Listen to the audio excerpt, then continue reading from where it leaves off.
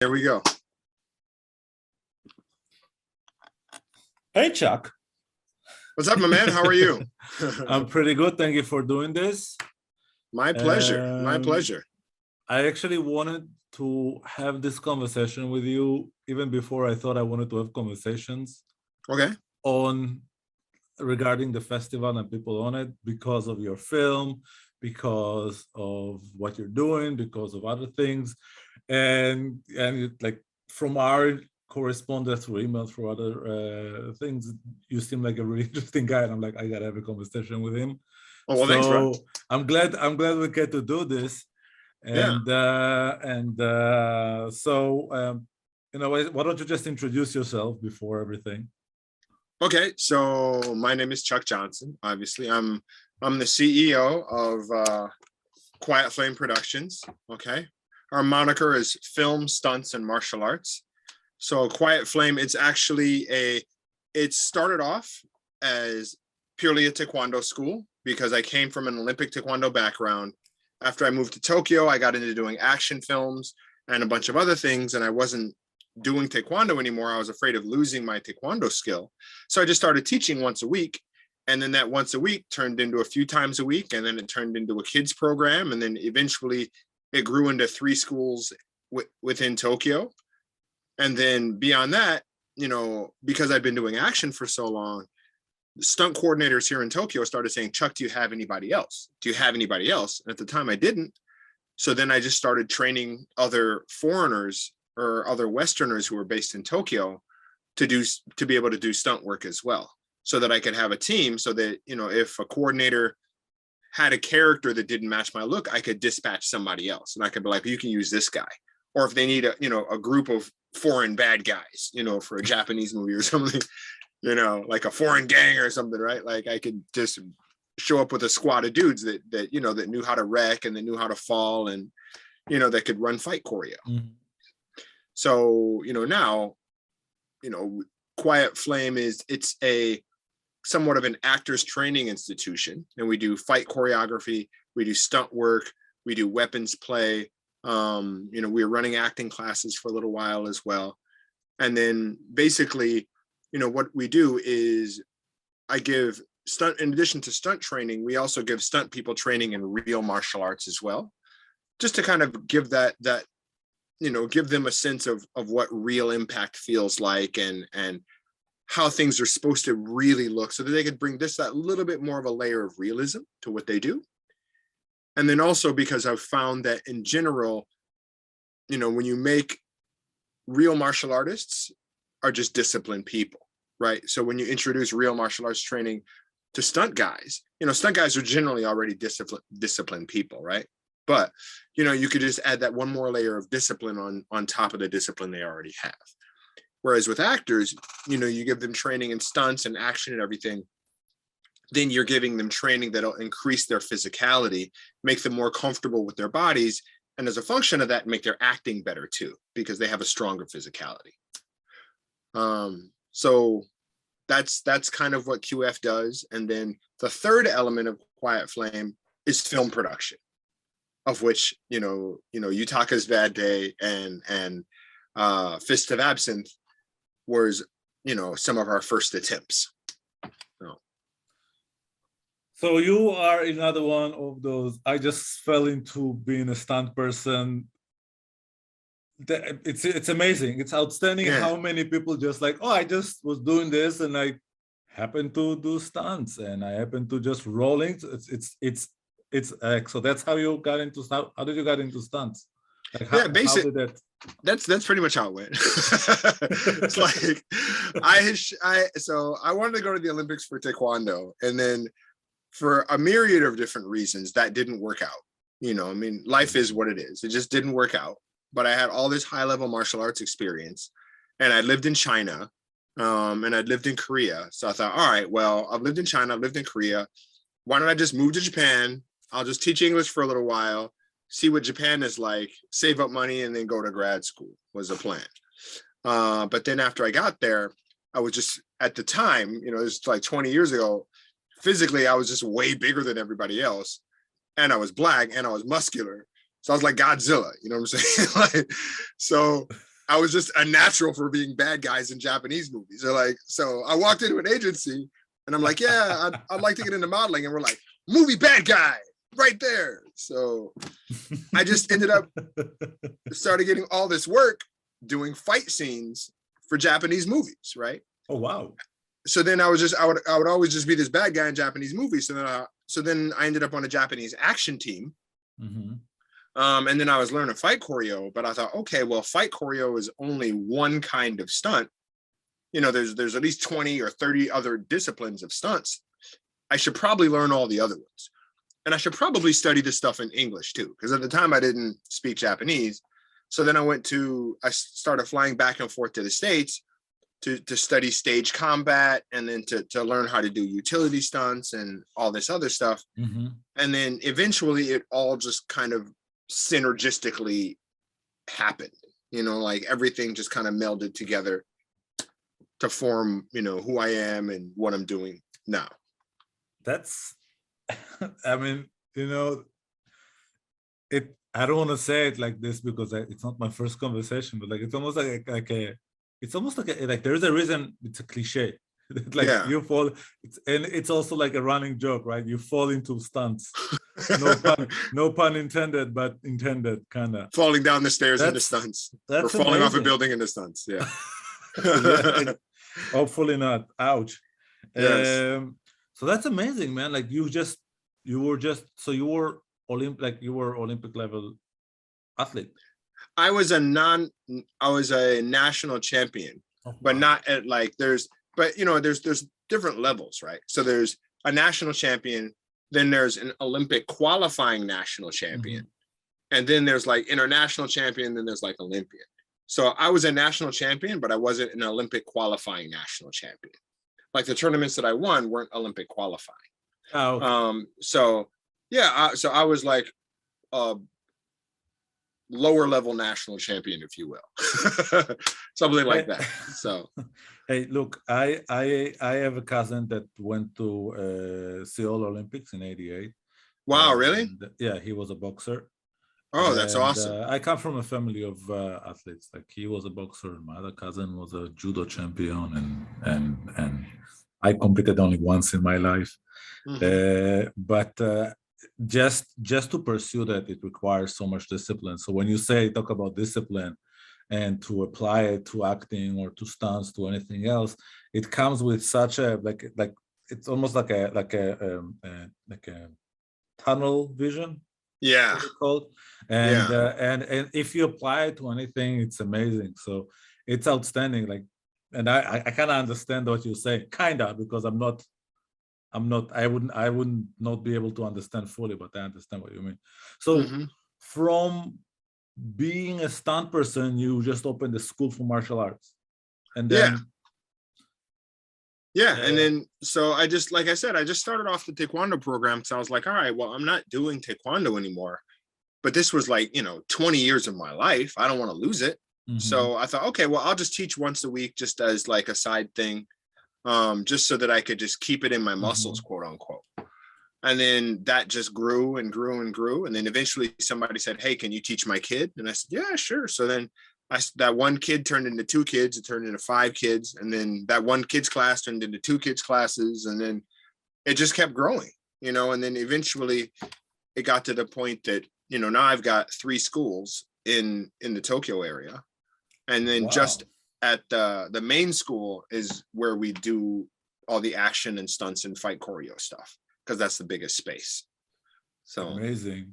It shows, by the way, it shows, I seen that 19-second previews that you did on the website, and including Fist of Absinthe.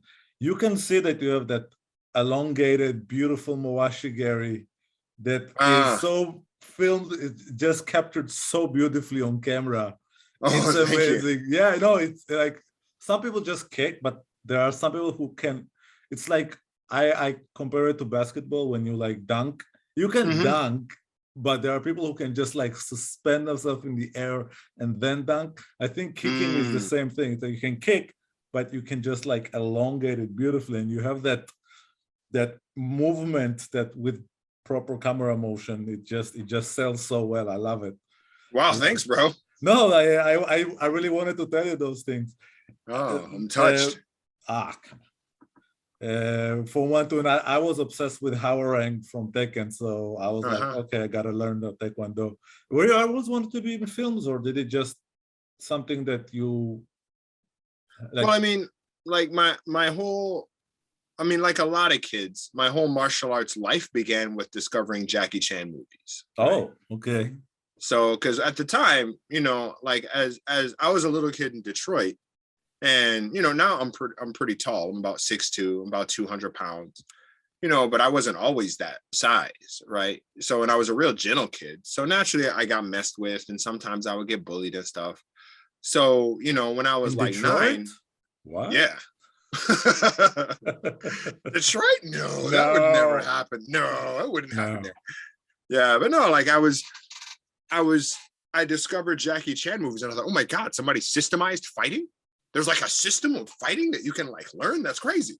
So then I just started like, copying everything that I was seeing on VHS tapes and all that other stuff. And then eventually when I was like 15, my best friend was Korean. He's like, you should do Taekwondo with me instead of just watching Jackie Chan movies and copying Jackie Chan movies.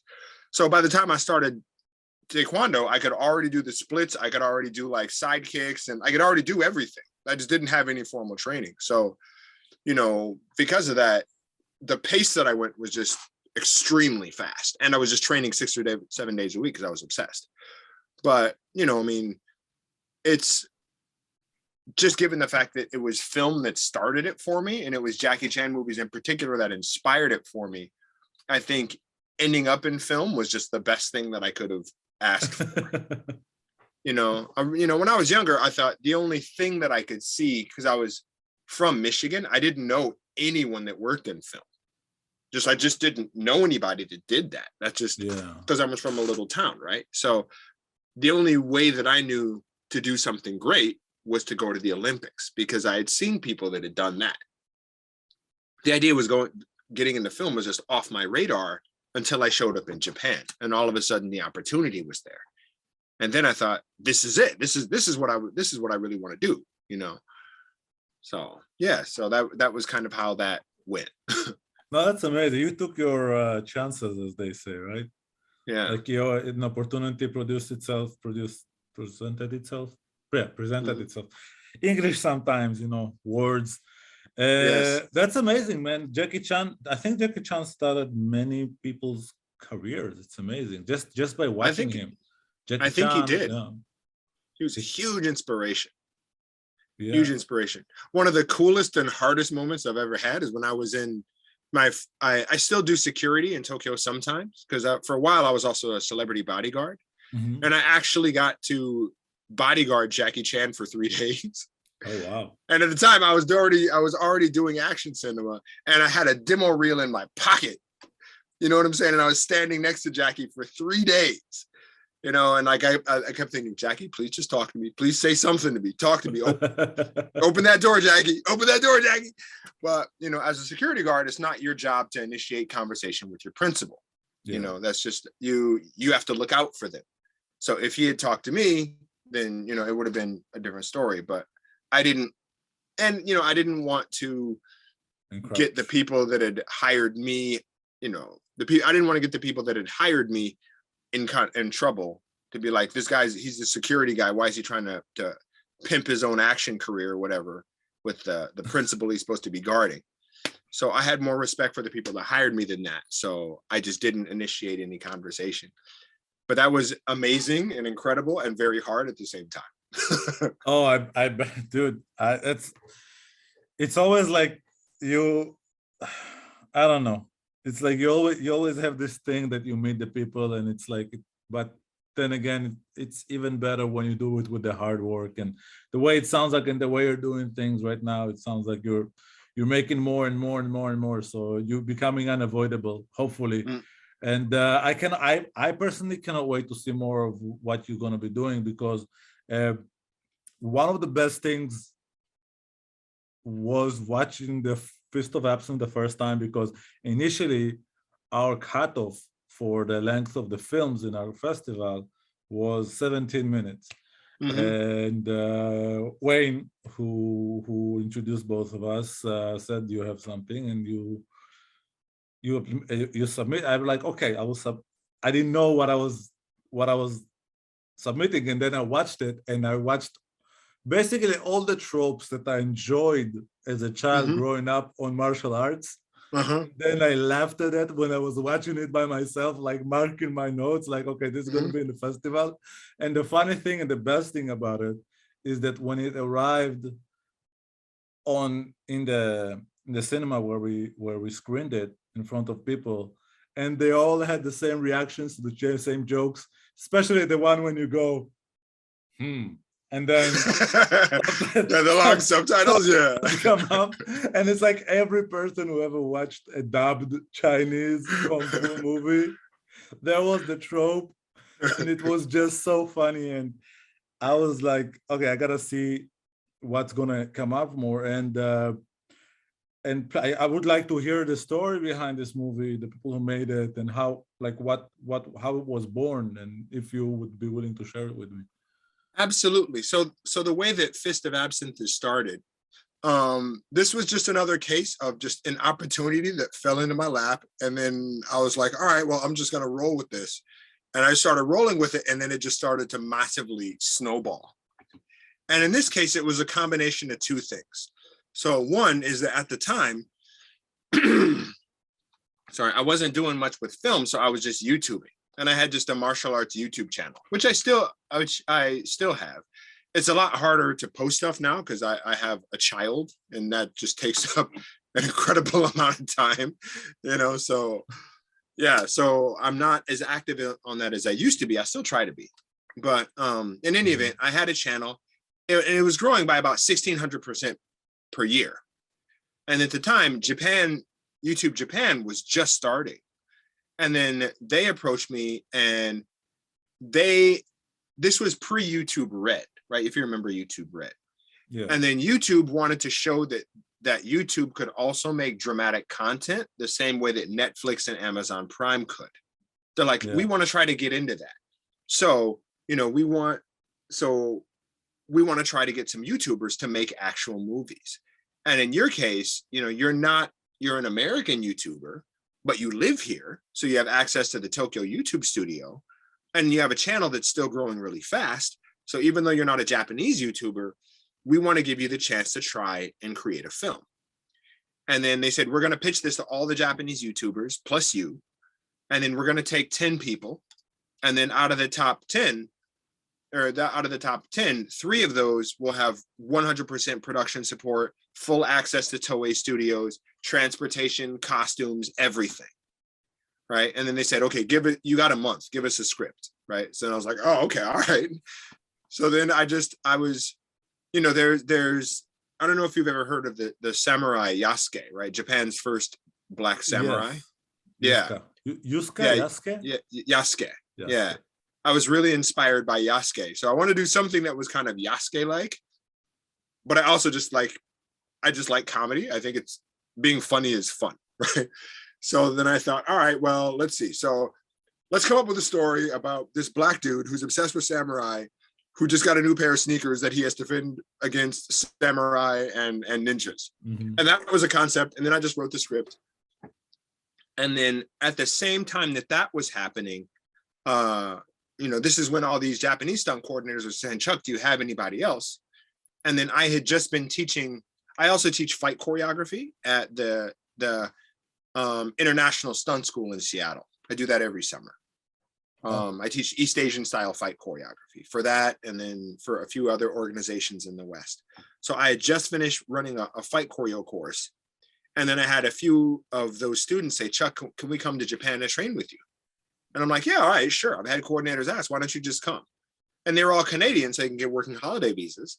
So they just came to Japan to train with me. So all of a sudden, instead of just me, it was 4 of us. I had a team. And then they found 2 other guys. So then it was 6 of us. So then I thought, okay, well, now I've got the chance to make this movie, and I also have a team, so I can use the movie to promote the team. So I'm just going to make the ninjas are just going to be guys from my team, and I'm just going to have them doing crazy stuff like the whole film. Yeah. So it was those two things together. And then I had seen a short movie by a guy from Atlanta that I really, really liked, and I thought it was really funny. And I just reached out to this guy in Atlanta, and I was like, "Hey, listen, you don't know me. My name's Chuck, and I just got funding from the YouTube studio and from Toei Studios to make a movie. I love your directing. Do you think you'd be willing to come out and direct it?" And he says, "You know what? Why the hell not? I'll come." Which blew my mind because I didn't even know the guy, right? But he's like, "Yeah, I'll do it." So he flew himself out. He brought a DP with him. And then because he came out, then I could tell Japanese actors, "Hey, I'm making a movie with American directors." Mm-hmm. So then I got Japanese actors in. So then once I started getting the Japanese actors in, and then all these other factors were happening, I went to Adidas to say, "Listen, I'm making a movie in Japan with an American director. Toei's on board. YouTube and Google is on board. Do you have any sneakers that you want to promote?" So then Adidas said, "Okay, well, we're promoting our Ultra Boost sneakers. So we're not going to give you any money, but we'll give all of the stunt guys a pair of sneakers, and then we'll promote it on social media." And I'm like, "Deal." So I got all of my stunt guys new sneakers, right? And then all these things just snowballed together into Fist of Absinthe, and then from there, because all of this was just happening synergistically and was getting all this energy, then we got interviewed for Japanese TV a few times. And then, some international media company found me, and then they helped me to get a distribution deal with TBS Digital Distribution. And then they helped get the song on the iTunes. And like all this stuff happened from this little tiny, short film that was only supposed to be just a 10-minute YouTube movie. And then it just snowballed into this really, really big thing. That's amazing. Yeah. So that's usually how it happens, right? You start with like, okay, I'll just do this thing. And suddenly it's like, okay. Yeah. It's growing bigger. Yeah. It's like exactly. And if you want to do it, you want to nail it, right? And you want it to be super good, and you want people to love it. So that's just how it happened. And now I'm working on producing my first feature, which is called Eastbound Traffic. Okay. Yeah, and Eastbound Traffic, it's about sex trafficking. And it's beginning to snowball the same way. So, which is incredible, because going into this, Fist of Absinthe was made on a $5,000 budget. I had $5,000 to work with, and the rest was just Brian and I just leveraging our networks to kind of make this whole thing happen, and then Eastbound, I thought, okay, well, what I can probably scrape together is, I don't know, maybe I could scrape together like 50,000 from finding investors and things like that. And then I just started hitting the ground and all that. And then, I ended up getting a Hollywood producer on board, and then, like all kinds of other things. And now the budget's just going up and up and up. We're still fundraising at the moment. Yeah. But, the projected budget that we're going for has gotten a lot higher. And, now I've got a club that's willing to collaborate, and it's snowballing in the exact same way. So I'm hoping that film is going to be just as good, if not even better, than Fist of Absinthe was. Yeah, so it's oversell, over deliver. That's film business, man. Oversell, over deliver. It's always like that. Actually, that's the fun part about it. I mean, you have to be a bit of a masochist, but you also have to be addicted to addicted to puzzles. Because every production is a puzzle, and then you have to start solving it, and then from here and here and here, and so you just stare at the motherfucker. Sorry for my French, but you stare at it for a while, and it's like, where does this piece go? Where does this piece go? And it's always fun to find it. It's like, and then you move on, and suddenly it grows, and it's from 1,000 pieces, it goes to 5,000 pieces. That's amazing, man. I can't wait to see it. First of all, again, as I said, the Fist of Absinthe was outstanding, and it's also like cool that you were searching somebody from outside to direct it, and it was like that this you have this ability to like bring other people from the outside to do certain things. Are you directing this one as well yourself, or you? Yeah, this one I'm going to be co-directing. And the original plan of this was that because Brian and I, we had such extremely good synergy on Fist of Absinthe. You know, I told him, listen, Brian, I've got this idea for a film about sex trafficking that I really, really, really want to do. Let's do this together. And he said, bet, I'm in. And then we started working on it, and we're just working and working and working. And what started happening is over time, I was getting less and less correspondence from him. And then I was like, Brian, are you doing all right? Are you doing all right? And I wasn't hearing from him. So then, you know, eventually he told me, he's like, listen, bro, I've got cancer, you know, and oh my God, you know, and then just, he's like, but I need you, he said, listen, I need you to not give up on me because I need this movie. And I said, all right, man, well, then we're just going to keep pushing. We're going to get this done. So then we just kept going and we kept going and we kept going. And then eventually the cancer took him. And then now basically I'm half a team, you know, but we started this thing and I'm still going to finish this thing. And that's one of the, you know, there's a lot of reasons why I want to make this movie, but that is one of the biggest and deepest reasons. And basically what we're going to do is Brian from Fist of Absinthe, he brought in a DP by the name of Sam. And now Sam and I are going to co-direct. So, you know, we're going to be, Sam is still going to be the DP, but he's also going to be the co-director. And then I'm going to be the action director, and then the writer and the main actor, but I'm also going to be co-directing.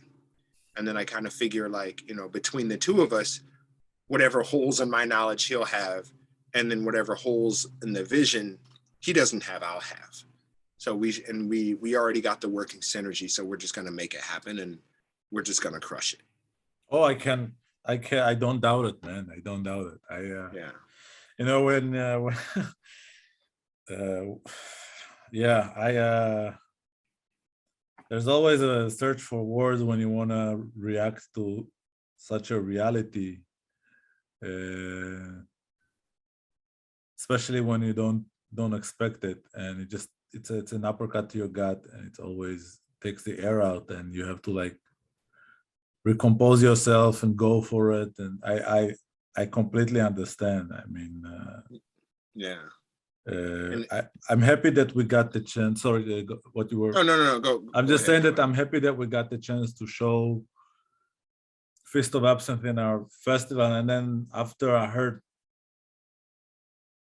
about that, I mean, it gave me a more satisfaction that we got to share it, especially the way people reacted to it. And I wish you could have seen it. I wish Brian could have seen it. It was really, people were laughing their asses off, and they were really loving it. And that to have that, I mean, that's a like a word for itself for our festival at least. So yeah, I'm grateful. We are grateful for that, Jack. Just so you know, yeah. Sorry, I'm. No. I got into my pants. Yeah, but no. I have no doubt that you guys are gonna crush it. I have no doubt. There's something about the attitude, the approach, the way what I've seen so far was made that I'm like, I cannot wait. Especially even like the transition and the cinema, the film aspects of that little thing, that moving from the handheld type of in the bar to the more crane and stable camera positioning when it moves to the different setting. I don't want to, and it's just like those little things, and the understanding of the cinematic language and the comedy and the timing. I know that I cannot wait to see it anyway. But oh, thank you, bro. Thank you. Yeah. So no. Yeah. So I mean, Eastbound, it's a very, very different film from Fist of Absinthe. Eastbound it's an emotionally heavy film, you know, and the inspiration from that was actually when I was early on in my career, you know, like when I first showed up in Japan, And I started doing these action movies. I was thinking, okay, there's no other foreign people that are doing this. And that means that if I can nail this, then I'm going to be the only guy and I'm going to be the pioneer of this thing. And like, I got to do it. I just got to do it. But that also meant that the first few years were very, very thin. You know, like there was one point where I think I went like a year and a half with just no work at all. I was just training all the time, and a year and a half, no work. But I still had to eat, you know, so I ended up getting into stripping. So I was working at a strip club because I was, at the time I was ripped, right? At this little shady strip club. Wait, you were okay. Wow. Yeah. Yeah. So I was working as a stripper at this super shady strip club in a place called Saitama.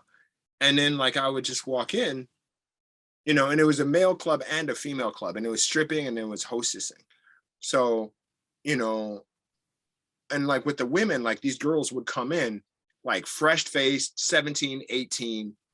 And then over the course of a few months, you would just see what this work was just doing to them. You know what I mean? Like this being made to drink every night, and their skin gets pitted, and like, you know, you have people that are so optimistic when they first show up, and then just a few months later, they're just dark. You know, and I saw all this stuff, you know, and I just thought like, you know, if I ever get into a position where I can, these are stories that need to be told. Like I need to tell these women's stories. So then that was the original inspiration for making Eastbound Traffic. And this is actually my third time trying to make the movie. I've been working on this project for 8 years. Actually, Eastbound actually predates Fist of Absinthe. And I tried a few other times, but I didn't know enough about making movies in cinema. Tried again, made a little bit of progress, didn't quite get there. And then this time I was like, all right, I'm 20 some years into my career. I've been in over 100, you know, films and video games and TV shows and everything else. I have the experience. I can do this. I can make this movie. And then again, I didn't plan on directing because I still thought, okay, well, you know, I shoot a lot of action shorts for the sake of practice and practicing with my members, but I didn't consider myself to be a director. So I went to a female friend because Eastbound, it's a female-driven narrative. So I'm in it, but I'm not actually the main character. I'm one of the main characters. But so I went to a female director and I said, listen, this is a female-driven story. I'm wondering if you'd be willing to direct it because that makes sense because you're female too, right? And then she said, I'm honored, but to be honest, this film is your baby. You know what I mean? Like you wrote it and this is your vision. You need to be the one that directs this. You know, even if you haven't directed before, you should direct this. And then I thought, you know what, maybe she's right. So then I just talked with Sam and I was like, Sam, what do you think about co-directing? He's like, if you want to go for it, I'm down. I still think we're going to crush it. And I said, I think you're right. I still think we're going to crush it. So let's do it. Yeah. So now I'm learning the incredible difference between making a short and making a feature. So that ginormous difference, right? Oof. Yeah. A lot of breathe. That's the most important. Just breathe. Whole lot of steps, man. Breathe through it. There's no other way. There's no other way. First time I'll tell you a little story. The first time I did my first feature film here in Canada, and so far the only one that I did here, I did it with this genius, crazy guy like myself, Robert Misovich, and we share the same perspective on film, the passion, the intensity. We decided to film in February, night shoots, exteriors. Oh my God, bro. Oh my God.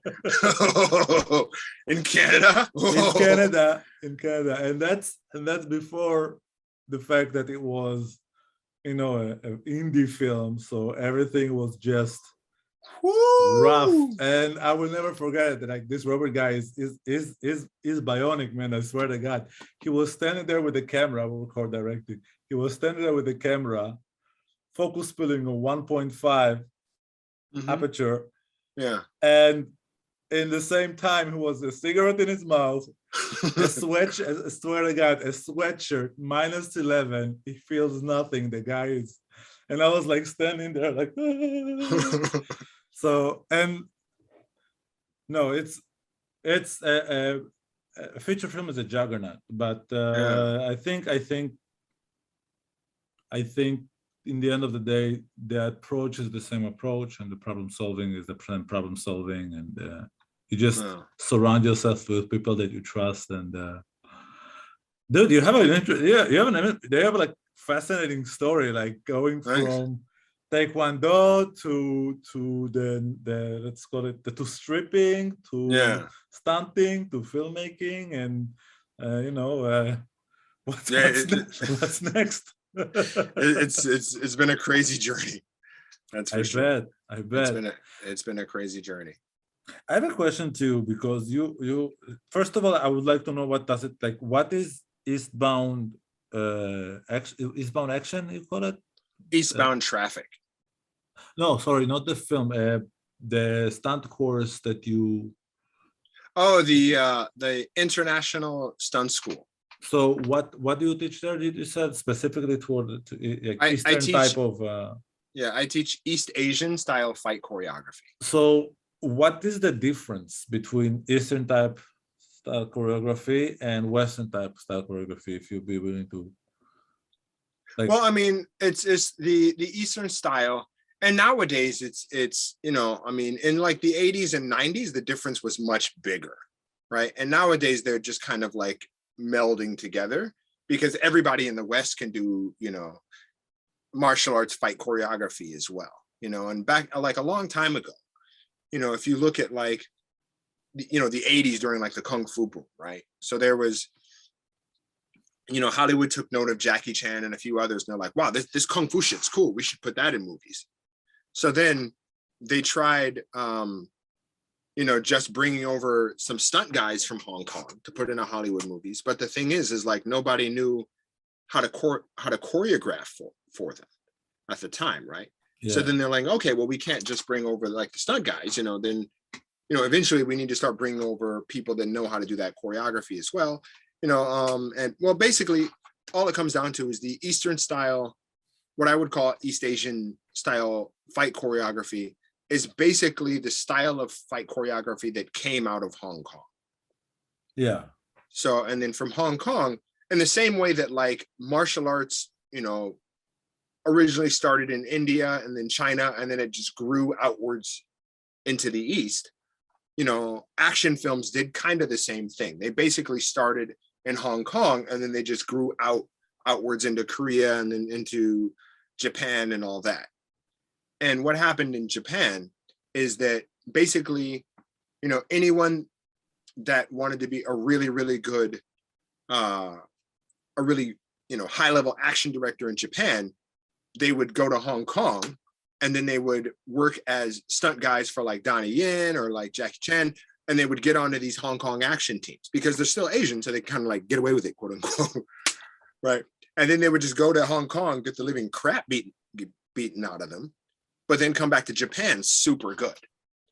So then those guys came back to Japan and then they created what's called the kurata style of action. There's two major styles of fight choreography in Japan. There's the kurata style, which is based off of I think his first name is Hiroshi. I'm not sure, but and there's a Japanese guy that you see. You remember the scene of Jackie Chan where he's fighting the guy with the tennis rackets? Do you remember that film at all? wow, you're Yeah. you're giving me a trick question. I do have a recollection of it, but Yeah. I don't remember. Okay. Oh, the Japanese master in let's see. Oh, dog, I'm blanking on the name on the Jet Li film. Fist of Legend. Fist of Legend, yeah. Jackie Chan fights an older Japanese master. Oh yeah, the guy with the flat top. Yeah. Yeah. That guy is Kurata. And Okay. Kurata was the first Japanese stunt person to go to Hong Kong, and he actually became the first and only Japanese person to be the star of a Hong Kong action film. So, but he learned the Hong Kong style of fight choreography. He basically brought that back to Japan, And then in Japan, generally people are they're very, very good at systemizing things. And they're very, Okay. very risk averse, and they're extremely safety oriented. So basically, the Kurata style of action took the Hong Kong system and then made it highly systemized. And then also, made it much, much, much safer, quote unquote. What do you mean systemized? Meaning like, I had a few friends that had traveled that trained in Hong Kong.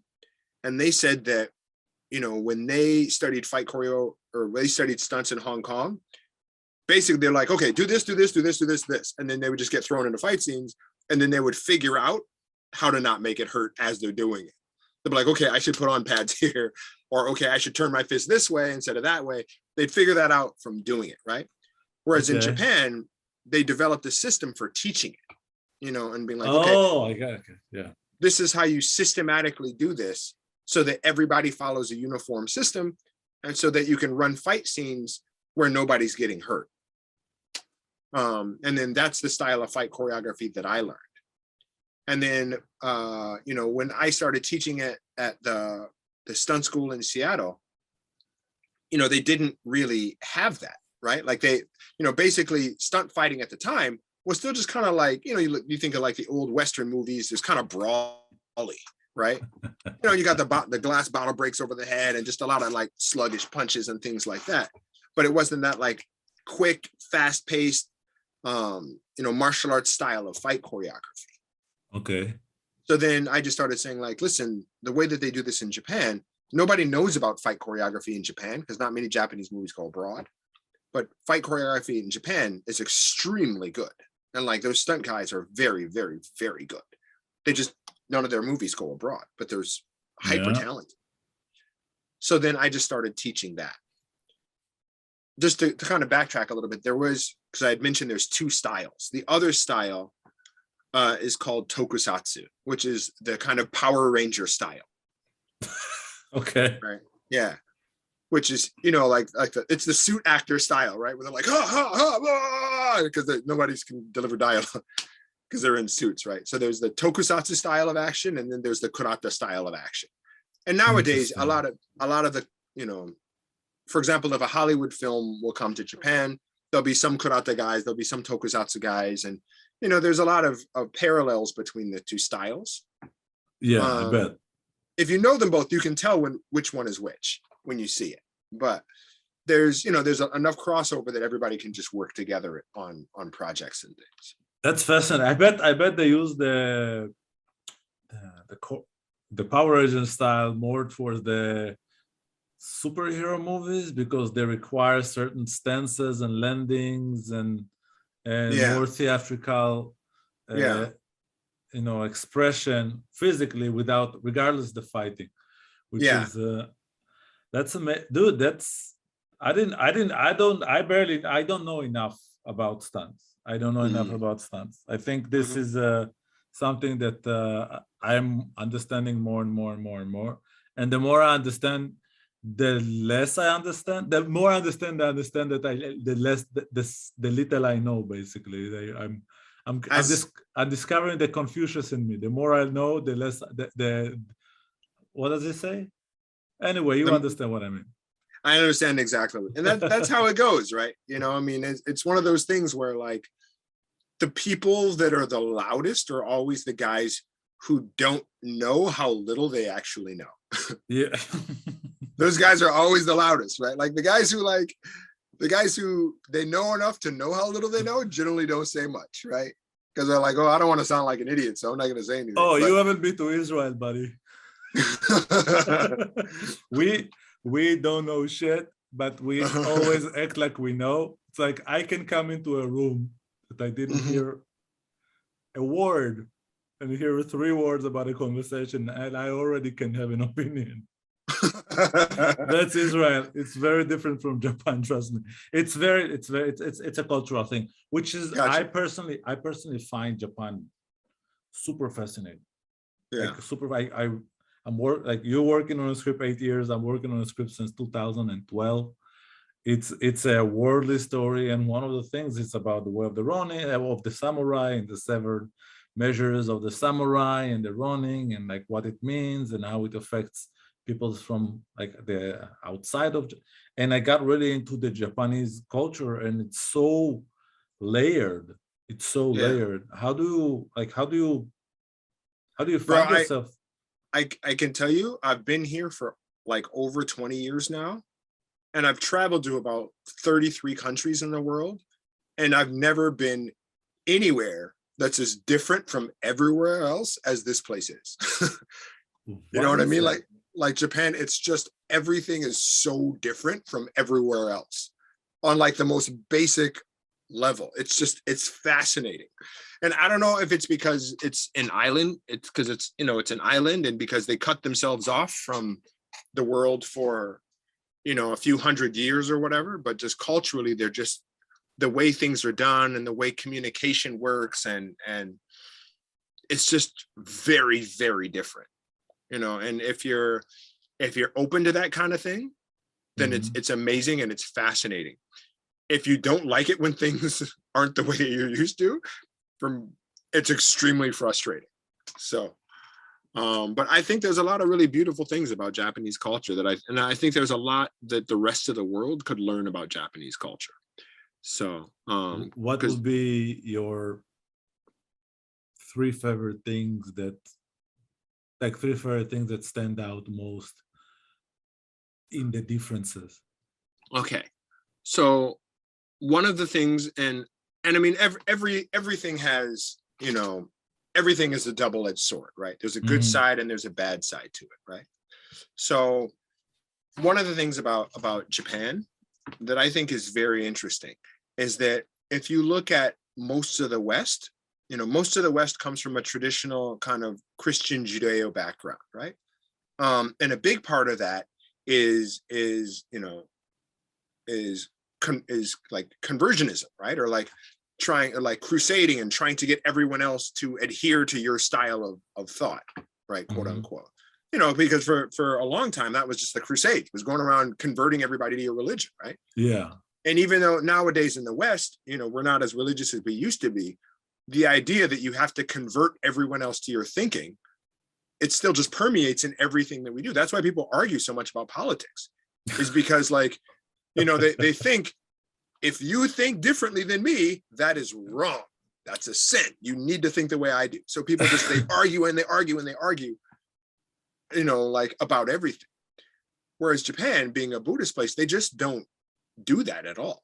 Like you don't, there's no, in Japan, the way that they do things is no one discusses politics because they want everybody to be harmonious, right? So people read the newspapers they read, they consume the news they consume. Among the people that are close, they talk about politics. But other than that, they just go to the voting block. However it ends up is however it ends up. And there's no argument, there's no arguing about politics in Japan at all. They just don't. It sounds like fun. It's what makes life Like honestly. it makes life a lot easier, man. And most Japanese people, even if you want to talk to them about politics, they're like, I don't want to argue, so we're just not going to talk about it. They just won't talk to you about it until you get to know them very, very well. Until they're really comfortable, then they'll talk to you about politics. But until then, they just won't, because they want everything to be harmonious. It's all about social harmony. Another fascinating thing is that people don't steal. It just doesn't happen. You could leave a $2,000 camera sitting on a park bench for like an hour and then just go back and get it because nobody's going to take it. And it's because there's this like cultural idea that like, if you only poor people who have nothing else would steal, and I don't want to look like I'm one of those people, so why would I steal anything? Like, I got my own money. Why do I need to steal somebody else's stuff? So, I mean, to give you an example, my wife found $100 bill laying on the ground, and then she took it to the police station and turned it in because that's just what you do. And then the police are like, oh, okay, well, if nobody claims it in the next 3 months, you can come back and take it. But that's just what everybody does. I mean, like when you go to a cafe, you just put your phone and your wallet on the table to just like hold your table while you go outside and wait for your friends and go to the bathroom or whatever, because nobody steals anything. Like it's the craziest thing, right? Like you can't, in the West, you just couldn't even imagine that, right? Yeah. Yeah, there's Yeah. always the odd exception, but I understand what you mean. It's yeah. I bet. Yeah, I had a cultural shock coming here, and I really want to come visit to Japan, and I Hmm. cannot wait to have a cultural shock there because I bet it won't be as harsh because I do believe it's way more honor based. Hmm. Uh, uh, I would say honor-based way of living. I don't know what would be the Yeah. exact word about it. So I was born in Georgia, which is Yeah. far from Japan, but it's also very honor-based Yeah. country. So I'm curious about I'm curious about Japan. It's um, yeah. It's Go on. just, I mean, a lot of it revolves around social harmony. Everything revolves around maintaining social harmony. In fact, when you meet somebody in Japan, one of the first things you say is yoroshiku. And yoroshiku, it's one word that means like, let's behave in a way that is always harmonious so that we don't have fighting with each other. Oh, that's Right. beautiful. Yeah. So it's just yoroshiku. Let's just be harmonious with each other. And that's how you always greet people, or when you're starting a project, you always say yoroshiku. Or sometimes, like, if you're really angry with somebody and you don't want to talk to them anymore, you're just like yoroshiku. Right? Like I'm angry at you, I don't want to talk to you anymore, so let's just peacefully say our goodbyes, right? So it's got that connotation as well. Even if you try to like push somebody away, you stay civil. I love it. I love Yeah, it. you just you just It's so different.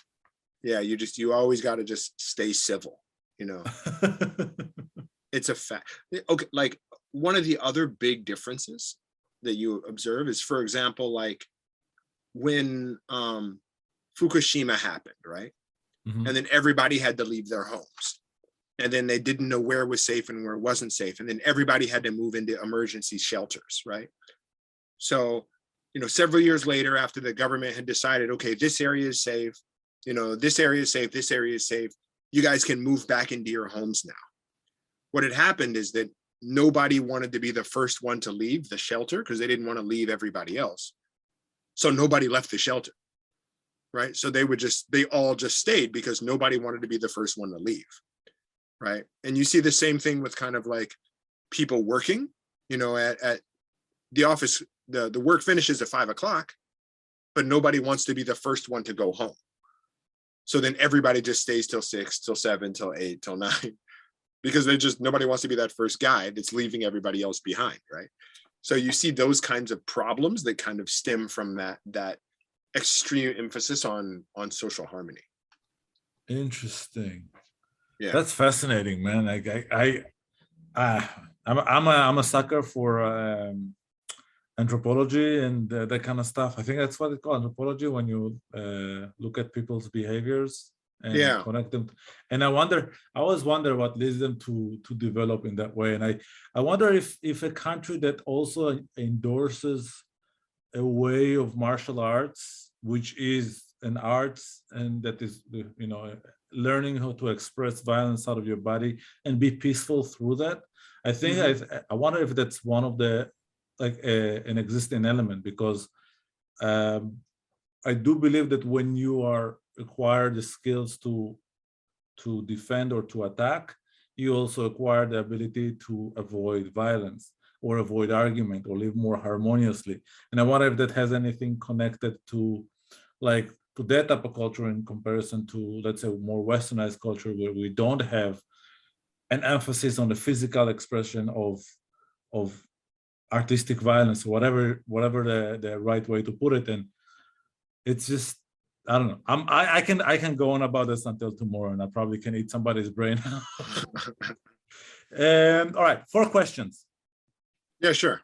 First one: your favorite action film, or at least for now, your favorite action film, your favorite action scene, your favorite action film or action guy or star or person. Hmm. And the fourth one is the most obscure action movie that most people didn't see that you would recommend. Wow, most obscure action movie? Oh man, I'd have to really think about that.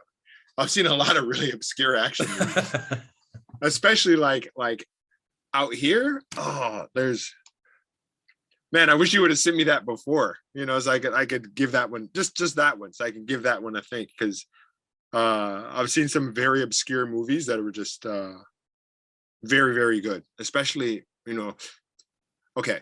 So my favorite action film is the Matrix trilogy. And I like it because the Matrix it's kind of the direction that I want to go in as a filmmaker, in terms of the fact that, like, it's not just action for the sake of action. It's action plus social commentary plus, it's just an intelligent story.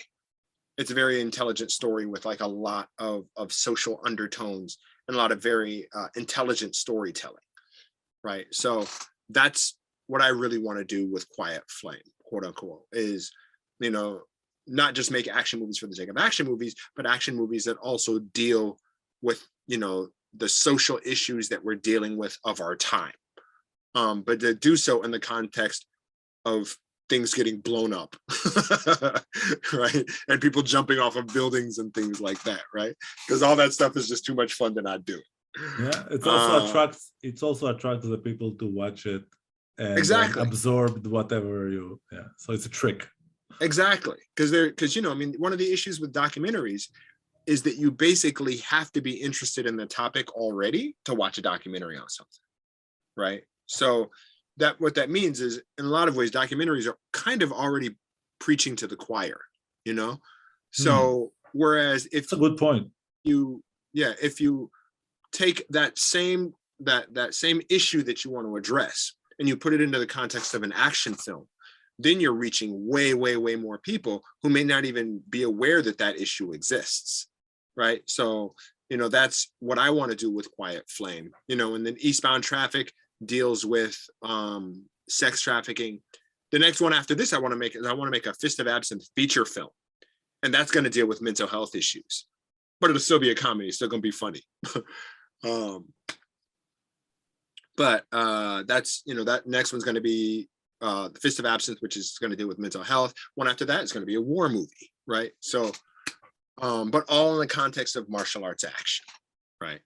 Wow. So anyway, favorite film got to be The Matrix for that, because it's the kind of action films that I want to make, especially if you can mix in sci-fi, because I love sci-fi. So you got a sci-fi martial arts action is just the greatest thing ever, as far as I'm concerned. It's just super dope. I love to see that. I love to watch. Have you seen a sci-fi martial arts movie? Not really many, but that's why I want to do it, because I love it. I love anything that mixes sci-fi and action. Is just, it's incredible. Like, well, I can't think of a proper action sci-fi movie besides The Matrix. Yeah. Well, there you go. Wow. Yeah. All right. So yeah, so okay, so that's got to be my favorite film. Well, my favorite action scene. Yes.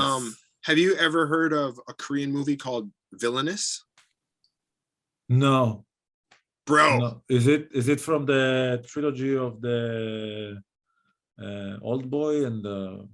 No, it was after Old Boy. Okay. But I'm writing it down. Yeah. Villainous. Villainous is the English title. This movie's absolutely incredible. It's just incredible. And it's very Korean in terms of the fact that it's like kind of very angry and gory. It's very, very bloody action, but it's amazing. And the opening scene is it's a fight scene with guys with swords on motorcycles. And it's beyond incredible. I think they actually did something similar in John Wick 3. Yeah. But a lot of people don't know that, but that was inspired by the scene from Villainous. Oh, I can't wait to watch it. Yeah, and the one that they did in Villainous is crazy. Like, I mean, as a director, you have to sit and watch it over and over to even find where the cut points are. Because a lot of it is actually first-person perspective, and it goes from first-person perspective to third person, then back into first person, and then, like, what? The camera work is absolutely insane. and it's all like it's all cut together to be one cut, and a lot of it Definitely is Korean. yeah, Definitely yeah, Korean. yeah, They're crazy there. I love their camera work is insane, man. Like The Good, the Bad, yeah, and the Weird. yeah, It's a Western, but it's an adaptation of The Good, the Bad, and the Ugly. But the mhm, camera work is like Koreans are they're just so good. Arahan, yeah, you probably watch Arahan. yeah. Yeah. Anyway, I think that's a big that's one of the big cultural differences that I think between Korea and Japan is generally and I mean, of course there's you're speaking in terms of generalities, right? Or generalities, but on generally Koreans are extremely artistic. They're just very, very artistic or artistically oriented. And that comes through in how their films are made. Because they do a lot of super, like you said, really, really unique and really interesting, very artistic kinds of things. But if you watch the fight scenes from Villainous, they're just crazy. The opening fight scene is insane, and then the motorcycle scene is the next one. And even just the whole storytelling, like if you look at kind of traditional film storytelling, it just throws it out the window completely, and you're just jumping from different timelines to different timelines, and like it's wild, but it's an amazing film. It's very, very good. well, it's in the list. Yeah, so check out Villainous if you got a chance. Well, that's one of the reasons I'm doing this, by the way. Like I can hear about films that I haven't seen Yeah, from people who do action. so in terms of obscure films that I would recommend, there's Mhm. two. I wasn't in the first one. I'm actually in the second one, Oh, and they're not actually action films, but they're both just so good. They're so good. I think everyone has to watch them. The first one is called One Cut of the Dead, if you've heard of this film.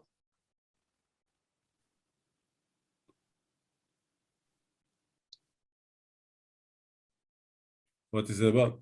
So basically, it's a story about um, this the low budget reenactment drama director who's hired to make a one cut zombie movie, and everything goes wrong. And they're trying to complete the film, and they just have to keep the camera rolling, even though everything's going wrong. And as a filmmaker, it's the funniest movie you will ever see in your like. I laughed till I cried. It was so funny and so beautifully executed and just so good. And it was made on a budget of 30,000 US. It made 30 million international. Wow. Yeah. Yeah. I'm actually I know the guy, I know the writer of it. But it's just an amazing film. It's hilarious. It's very, very, very funny. And then the follow-up to that is called Special Actors. There's only one action scene in Special Actors, and it's me and my team did that action scene. Special Actors is made by the same director, and that's also just a very, very funny film. And just very unique, and a very unique story, really unique idea for a film. And it's brilliant. Same director, but I think they're both just brilliant films that I wish everyone would watch because I just love them. Is it like British, American? Oh, they're Japanese movies. Oh, okay. Even They're better. Japanese movies. Yeah, but I know One Cut of the Dead. You should be able to find that anywhere because it did so well internationally. Special Actors, I don't know if you can or not, but Special Actors was also very good and very funny. Well, if it's on Google movies, I probably can find it. Hopefully. Yeah, yeah. That's a first of all, thank you for the recommendations, man. And you haven't said who's your favorite action star. I guess my favorite action star always has been Jackie Chan. Yeah. It still just is. I still love Jackie. In the back of my heart, like I still hope that the day comes that I can actually work with Jackie Chan, or at least meet him and be like, a long time ago I was actually your bodyguard. I don't know if you remember that, but I was actually your bodyguard once, just so I could actually tell him that. But I know he's at this point he's in his 60s. So yeah, makes sense. He was in the Enter the Dragon. So yeah, he probably should be in his 60s. I think he's in his 60s. So I don't necessarily see. I mean, I don't know how active he is these days. So I don't know if there's ever any chance of me doing anything with him or not. But I would love to be able to just meet him and just say, "You inspired so much. Thank you. And by the way, I was your bodyguard a long time ago." Actually, I didn't work for him. I was working for Kim Hee-sun, who's a Korean actress. But, you know, as the security detail, we were working for him and Kim Hee-sun at the same time. So I was more on the Kim Hee-sun side, but I was standing next to Jackie for several days. So that's amazing, man. Like meeting your heroes. Mine is Stallone, and I think I started in film because of him. I've actually worked for Stallone too, actually. So yeah, and he talked to me, which was cool. Yeah, I heard he's a really cool guy. He's like, "What are you doing in Japan?" So, but yeah, he was a very nice guy. That's a fair question. Yeah. But hey, I have so many questions for you, man, especially about that year and a half that you were talking about. That's like the hardest part in being in film or in this field of arts, man, like in the creative endeavor. Like if you take that dry spell of not doing anything and just like battling through it and doing whatever it takes to pursue that, it has a price. You pay a price. It's a big price. Some people, the price is you quit. Most people. And yeah, but I think it's one of those things where like it just puts you through the ringer, right? And like, but if you come out on the other side, you're just a monster and you're fearless. I mean, in a lot of ways, it's kind of like ring fighting, right? Like you get punched in the face so many times, like after a while, like getting punched in the face isn't scary anymore. You know, it's just like, just got to get punched in the face again. Yeah, here it comes. You know, it's just like that. It's like, all right, well, I guess I'm about to get punched in the face again. You know, it's just that kind of thing. So yeah. Well, hopefully you don't get punched in the face. I hope not. I've been punched in the face enough, you know. No. I like not having concussions, you know. No, it's good. Please don't. Please yes. Don't. Chuck, man, I cannot wait to see what you'll do next. And it's been a privilege to show Yuska's Bad Day, a privilege to show Fist of Absinthe for many reasons, and the reaction of the people and the audience is a testament to it. And I cannot wait to see what you're gonna do next. And I hope we can show it in our festival. And I can't wait to come to Japan and hopefully work with you. Yeah, bro. Or even just be there and see it, because there's nothing. I don't know. There's nothing more fun to see people succeed, and especially like in doing things that you love people doing. So I might be biased. If anybody needs to get in touch with you or reach to you, how do they do it? What would be the best way? Well, it's, you know, it's my company is just Quiet Flame. It's just quietflame.org.